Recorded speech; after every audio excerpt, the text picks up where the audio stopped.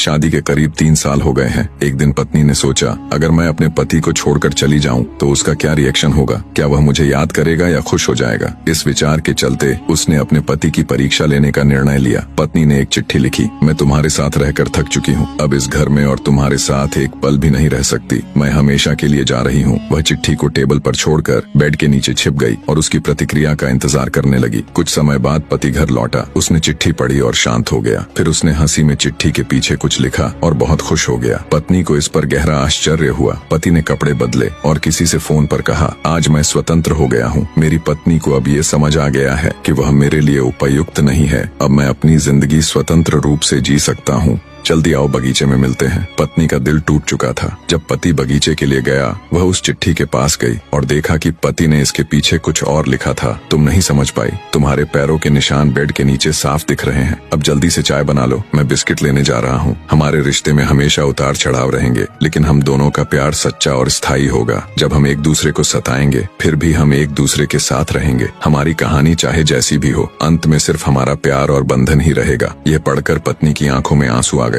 और उसने महसूस किया कि उसके पति के प्यार में कितनी गहराई है। जब पति वापस लौटा तो उसने देखा कि पत्नी के चेहरे पर आंसू थे। मुस्कुराते हुए उसने कहा, प्यार में कभी परीक्षा की जरूरत नहीं होती, इसे सिर्फ महसूस करना होता है। पत्नी ने उसे गले लगाया और दोनों को यह एहसास हुआ कि उनका प्यार कितना गहरा और सच्चा है। दोस्तों, प्यार कोई दिखावा नहीं है, बल्कि यह एक एहसास है जो हर पल महसूस किया जा सकता है।